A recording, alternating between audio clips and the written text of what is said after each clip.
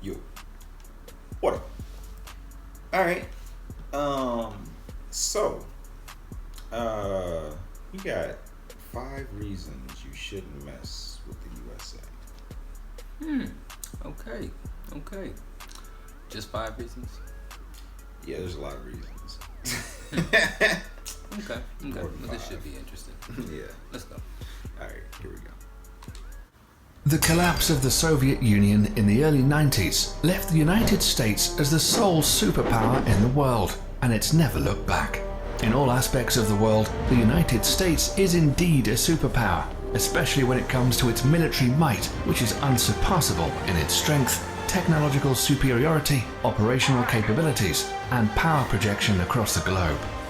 In this video, we'll take a look at the 5 top reasons why you wouldn't want to go against the US military establishment. The United States Air Force is the strongest in the world, not only in the number of operational aircraft, but also in technological superiority. The country currently operates a total of over 15,000 military aircraft, combining all the branches of the military service, including the US Navy, US Army, Coast Guard, and the US Marines. As of 2017, the US Air Force alone has a fleet of over 5,300 aircraft, 406 intercontinental ballistic missiles, and 170 military satellites, greater than any other country in the world.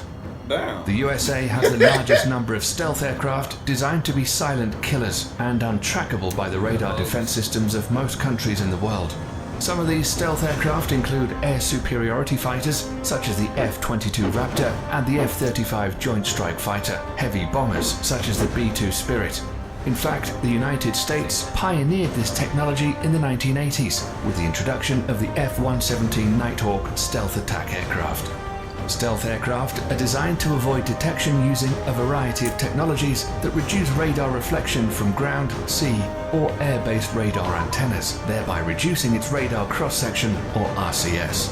This revolutionary technology allows a 5th-generation aircraft, such as the F-22 Raptor, with a max takeoff weight of 83,500 pounds, to have a radar cross-section of just 0.0001 meters squared, about the size of a bumblebee. What's more insane is that the massive B-2 bomber also has the same radar cross-section as the F-22 Raptor. Thus, it becomes extremely difficult to track stealth aircraft. Even if the enemy spots them on their radar scopes, it's a whole other story to successfully track them and register a missile kill. The whole idea behind this technology is to break the chain in which a conventional surface-to-air missile defense system works. It's the same reason countries like China and Russia are also hard at developing their own stealth fighter, the Chengdu J-20 and the Sukhoi Su-57, respectively. These aircraft will allow the US Air Force to assert its air superiority over any battlefield of the future, and we all know that control of these skies is the biggest decider in any war. The next reason why any country going to war with the US military should think twice is because of the strength of the US Navy and its dominance over the world's ocean, especially the Navy's supercarriers. The US Navy currently operates 11 nuclear-powered Nimitz-class supercarriers, which is the largest aircraft carrier fleet in the world.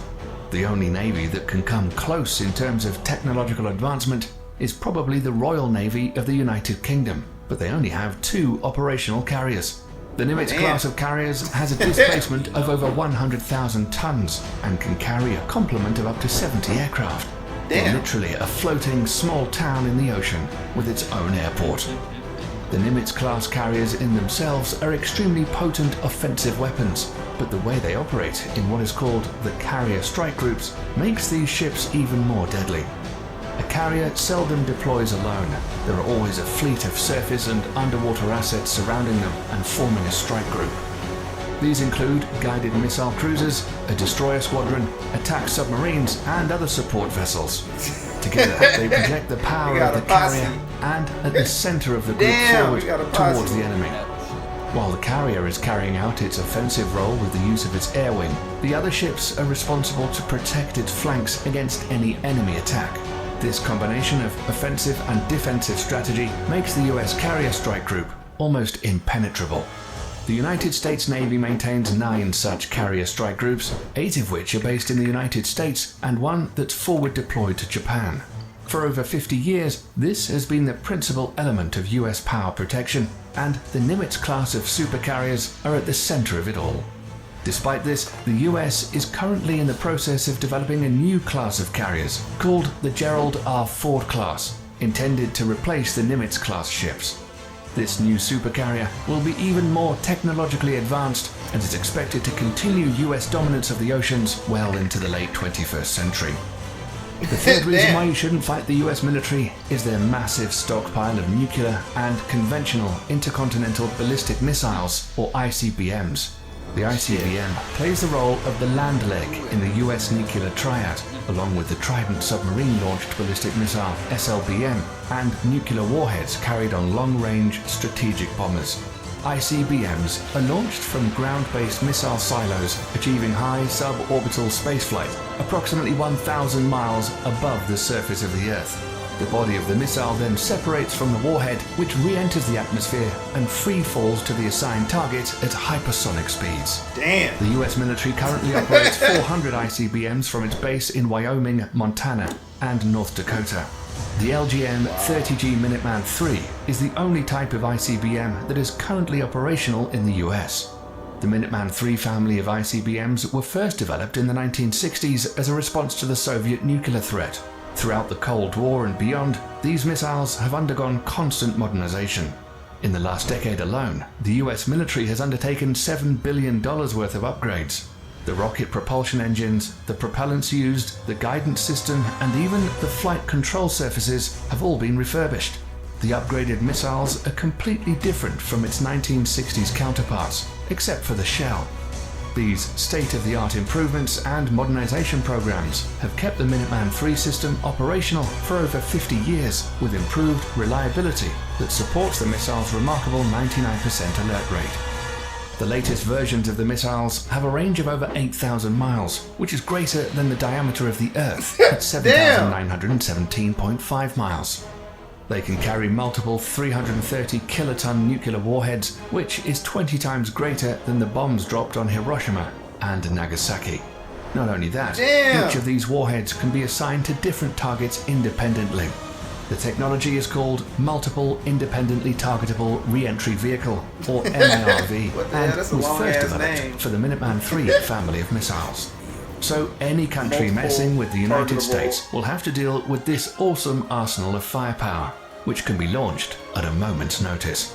If it weren't the ICBMs or the stealth fighters raining fire down on you, it would be precision-guided munitions, or better known as smart bombs or PGMs instead. This is another big reason why not messing with the US military is a good idea. All branches of the US military use smart bombs in some forms or the other. These weapon systems are designed to be precise and hit a specific target with maximum efficiency. These bombs are so effective that during the First Gulf War, PGMs comprised only 9% of weapons fired, but accounted for 75% of all successful hits. Since then, for the US military at least, the days of normal artillery shells and unguided bombs are long gone. Nowadays, the military uses PGMs from air, ground, and sea.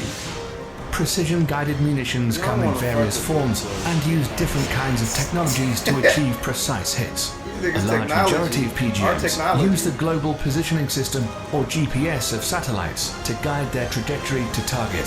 However, sometimes this becomes a problem, as GPS coverage is not always reliably available everywhere across the globe, or bad weather conditions can hinder operations.